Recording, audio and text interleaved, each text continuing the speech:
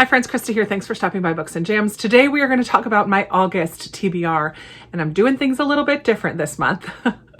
Before we jump into August and what I'm going to be doing for August, let's take a look at my July stack for FlipnRoll and see how I'm doing. I will tell you that today is just the 20th, so I do have 11 more days to read some of these books because I'm not doing that great. For roll number 1, I got my recommendations cart and the spinner wheel, and it picked The Shadow Sister by Lucinda Riley. I have not read that one. Roll number 2 was another spinner wheel for a series, and I got Sea of Monsters, the Percy Jackson series by Rick Riordan. I have not read that one. Roll number 3 was a prompt of the prettiest book for book of the month, and I chose Kingdom of Back, and I have read this one. Number 4 was from my Christian fiction shelf, and I had the prompt of over 500 pages, and so I chose A Lineage of Grace by Francine Rivers, and I have not read this one. And then the 5th book was a book of the month spinner wheel, and it chose What the River Knows, and I have read this one by Isabel Ibanez. So I've read 2, the book of the month ones, go catch-up-a-thon, and I have not yet read 3. We'll see if I get to them or not. I'm hopeful. So not such a great July sticking with the TBR, but I'm okay with that, honestly, because I have been reading a lot and just not reading those ones. But now we're going to jump into August, and I am going to do something a little different. I have been tracking my reads every month for FlipnRoll.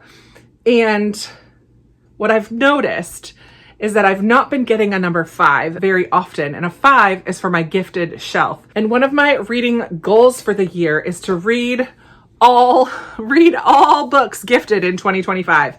I am nowhere near being able to do that. So for August, I'm going to pretend every roll for FlipnRoll is a 5. I'm not going to bother with rolling the die. I am just going to say every roll is a 5 so that all 5 picks can be from my gifted shelf. I already have my Patreon pick and my patron book club pick as well, and I have also gotten those from my gifted shelf, which is great. So I already have a little head start with my must reads for the month, which I do have a stack of 5 must reads, which I will talk about shortly. So instead of doing flip and roll, I'm just going to do flip. If I get heads, I will do a spinner wheel. If I get tails, I will choose a prompt. Nope, opposite of that. If I get heads, it's prompts. If I get tails, it's a spinner wheel. I should know this by now. So I'm going to go ahead and use my little device to flip a coin 5 times, and we're going to pick 5 books from my gifted shelf. Sweet. Here we go. First one, flip a coin. Okay. You got heads. Okay, so heads is a prompt. I am going to go ahead. I have all of these tons of prompts in here that were given to me by my patrons. We're going to go ahead and pick one of them. See what it says. Ha! Contact a patron to pick a book for you. I know what some of my patrons want because a lot of them just recommended a book to me. I love this though. I'm going to go ahead and reach out to Judy because Judy has gifted me quite a few books from my shelf. I want to give her the option of picking one for me. I think I know what she's going to pick because of what her recommendation was. I have sent a message to Judy, so we will see what she picks. I have a guess. I think she's going to pick the T. Kingfisher, A Sorceress Comes to Call, but I told her, I didn't even mention that one. I just said, I said, I think I know what you're going to pick, but I'm going to give you a chance to pick which one you want. We'll see what she says. So here's what she picked. Let's go ahead and flip for book number 2. Flip a coin. Okay, flipping.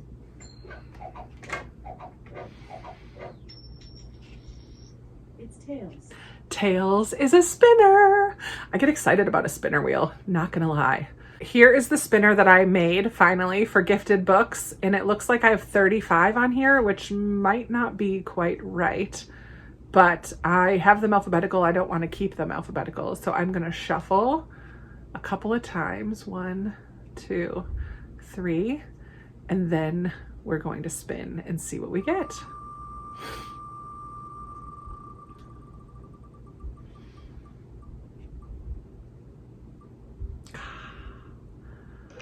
I'm so excited.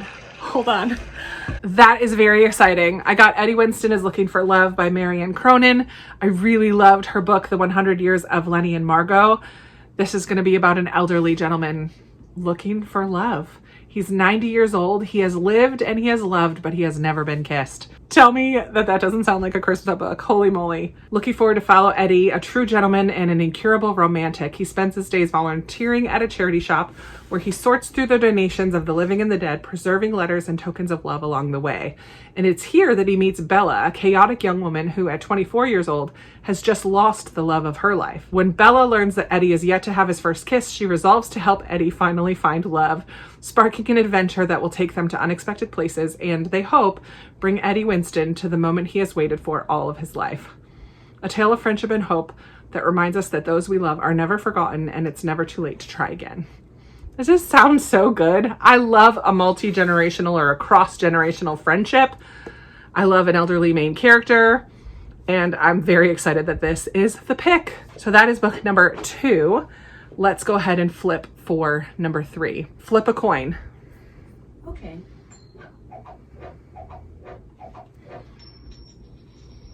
You got tails. Tails again. So we're gonna spin the wheel again. Yay. Okay, shuffle, shuffle, shuffle, and spin it again. I did not take off Eddie Winston, so if I need to spin again, then I can. I'm so excited for all of these. So I feel like I'm gonna be happy no matter what gets picked, but I'm thrilled that we got What You're Looking For is in the library. This is a nice shorter little book translated from the Japanese. Judy gifted me this one. What are you looking for? So asks Tokyo's most enigmatic librarian, for Sayuri is able to sense exactly what each visitor to her library is searching for and provide just the book recommendation to help them find it. A restless retail assistant looks to gain new skills. A mother tries to overcome demotion at work after maternity leave. A conscientious accountant yearns to open an antique store. A recently retired salaryman searches for newfound purpose. In these unique book recommendations, they will find just what they need to achieve their dreams. What You Are Looking For is in the Library is about the magic of libraries and the discovery of connection. This inspirational tale shows how, by listening to our hearts, seizing opportunity, and reaching out, we too can fulfill our lifelong dreams. Which book will you recommend? Oh, it's going to be bookish and lovely. I don't know if it's all going to be connected. Are all those people going to be connected, or is each chapter going to be a little bit different? Look at, there's full page illustrations in here.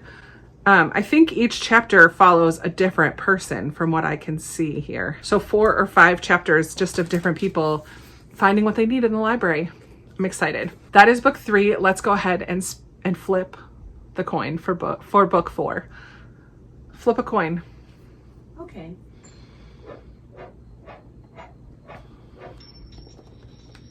You got tails. Tails again. I'm not sad about it. All right, so here we go with another spinner wheel. Let's give it a little shuffle, shuffle, shuffle, shuffle, shuffle, and spin the wheel again. I like that it's giving us some randomization since I'm not rolling a dice this time. Okay, Monster Tree. We're going middle grade with this one. This one, Monster Tree, was gifted to me by the author, Sarah Allen. She sent me 4 of her books earlier this year in March, and this is one of them. Monster Tree is gonna follow, I love that it says, keep growing, Sarah, signed there with a little tree picture. Linus used to be an artist like his dad. Now his father is gone, and Linus's mom has moved them to the other side of the city, hoping for a fresh start. Maybe for the first time in months, Linus will even draw again. But there's something unusual about their neighbor Maud, and something wrong with the grotesque tree in her backyard. At night, Linus sees it moving, changing, growing. When increasingly bizarre events plague the neighborhood, massive claw marks appearing on doors and cars, pets going missing, sightings of a red-eyed creature, he suspects Maud and her tree are to blame. With his home under threat, Linus teams up with goofy best friend Spencer and no-nonsense new girl Abby to unearth whatever sinister seeds have been planted next door, where something truly monstrous is just taking root. So it sounds like it's going to be a creepy middle grade. I guess we'll have to see. Monster Tree by Sarah Allen. We'll see how that one goes. Yikes. I like so far that all of the books I have are so short. It's good because I have a lot of books I need to read in August. Let's go ahead and do the 5th book, and then I'll check and see if Judy has responded. Flip a coin. Okay. You got heads. Heads. So one more prompt. Perfect. All right, here are the prompts. Let's see if it's something fun, just like that first one was. All right, I'm going with this one, which says, ooh, I don't know if I have. I think I do. Read a historical novel set during World War II. Since none of the books I've picked so far are historical, and none of the ones on my must reads are historical, I'm glad to have this. So let me see if I have a World War II historical, though. I will be right back. Okay, I have 2, and I really don't know which one I want to pick. So I have The Book Lover's Library by Madeline Martin. Heartwarming story about a mother and daughter in wartime England and the power of the books that bring them together. Talks about the London Blitz, kids being sent out to the countryside. I just feel like this is going to be really good and bookish. And then the other one I have is The Stolen Life of Colette Marceau. And I think this is less focused on the war, but at least it starts during the war. So one of the timelines is going to be a war timeline. So Colette has been stealing jewels for nearly as long as she can remember, following the centuries-old code of honor instilled in her by her mother, Annabelle. Take only from the cruel and unkind, kind of a Robin Hood type of story, and give to those in need. Never was their family tradition more important than during the Second World War, when Annabelle and Colette worked side by side in Paris to fund the French resistance. But one night it all went wrong. Her sister goes missing. But then 70 years later, Colette, who has redistributed 30 million in jewels over the decades, has tried to leave behind her tragic past, but her life begins to unravel when the long missing bracelet that was in her sister's clothing when she went missing shows up at a museum exhibit in Boston. So she's going to try to discover where it has been all this time and what more she can learn about her sister, which also sounds really good. So both of these are on NetGalley, so reading them will also help with that goal. Should I just flip a coin again? Make it random? We'll say this one is heads. This one is tails. Heads, tails. Alexa, flip a coin. Heads, tails. Okay. You got heads. Heads. All right, that made the decision easy for me. The Book Lover's Library by Madeline Martin is the book that I will read for a World War II historical book, and this is gifted to me from Monica, so I'm excited to read that one. So the other books on my must reads, I have 3 read-alongs happening in the month of August. Our middle grade March book club is going to be reading Tree Table Book by Lois Lowry. This is another multi-generational friendship story. I'm very eager to read it. So this is the middle grade March book club book. If you would like to read along with this read along, the discussion with Katie and Amanda and I will be on the middle grade March channel on the last Wednesday night in August. So you can join us for that. Second read along I have is my Christian nonfiction read along. And in August, we're going to be reading The Case for Christ by Lee Strobel. This is about a journalist who was an atheist, and he begins a personal investigation of the evidence for Jesus. Seasoned journalist chases down the biggest story in history. Is there credible evidence that Jesus of Nazareth really is the Son of God? Retracing his own spiritual journey from atheism to faith, Lee Strobel, former legal editor of the Chicago Tribune, cross-examines a dozen experts with doctorates from schools like Cambridge, Princeton, and Brandeis, who are recognized authorities in their fields.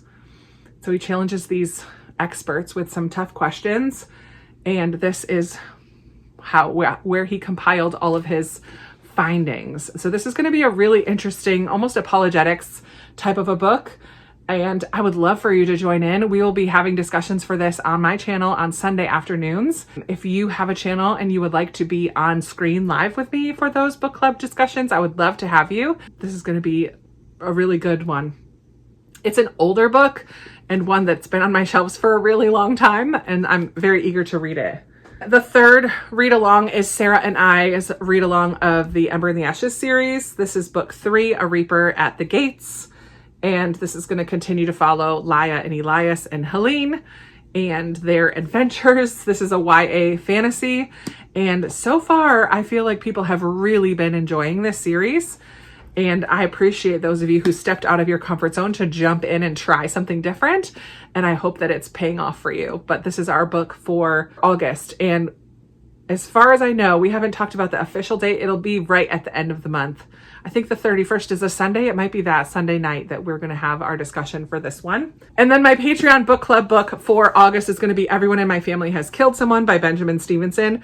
This one's not technically on my gifted shelf, but the Christmas one is. So I need to read books 1 and 2 before I can read the Christmas one. So I've got a couple months. So this was one of the options, and this one won the poll. So we're going to be reading Everyone in My Family Has Killed Someone, which I think is told in a different way. The narrator is one of the members of this family, but he also speaks to the reader. So it breaks that fourth wall. It's going to be a lot of fun.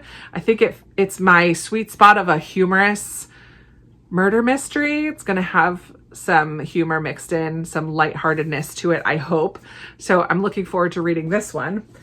And my Patreon pick is also a mystery, which is I'm kind of glad that I didn't get mysteries in the FlipnRoll portion of my TBR, because I have 2 for my Patreon this month. So the patron pick, some of my Patreon members get to recommend a book to me every month, and I put all the recs in a jar, pick one out, and the one that I picked for August is How to Solve Your Own Murder by Kristen Perrin. And I believe this is about a woman who is told when she's younger, she's told that one day she's going to be murdered. And so she spends her life trying to solve her murder before it happens. Nobody believes her. Everyone kind of gets tired of her and her antics and her suspicions, until nearly 60 years later, Frances is found murdered. And so where does it go from there? I don't know. I know there were a handful of other patrons who are interested in reading this with me, so I will be probably doing this as a smaller group read with my patron members. I'm really excited to read this mystery as well. And that brings me to the end. I have not heard from Judy. At this point, I'm going to put A Sorcerer Comes to Call in my stack, because I think that's what she's going to pick. But if I'm wrong, I will add a new one, but I'm going to go ahead and get that. This is such a beautiful book. It's so pretty. We're following Cordelia.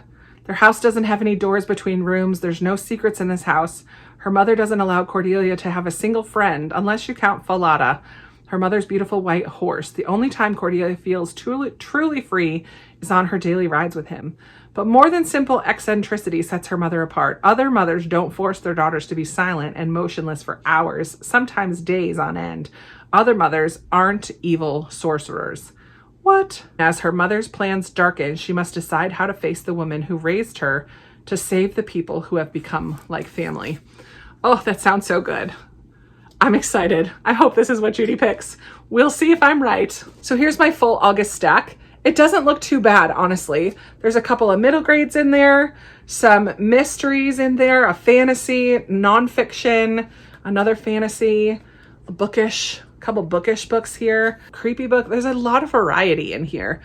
I'm really looking forward to this deck. I always say that every month, but I just get so excited. I would love to hear what you're looking forward to reading in August. I would love to hear if you've read any of these, what you think I'm going to think about them. Let's chat down in the comments below. I always love talking with you down there. And if you've made it here to the end, but you don't really have a comment to add, put a little bird for these birds, or a heart for Eddie Winston is looking for love. A bird or a heart in the comments, a little emoji, just to let me know that you were here. I really appreciate you spending some of your day with me today. Thank you so much for watching. I can't wait to chat with you down in the comments and in another video very soon. Bye.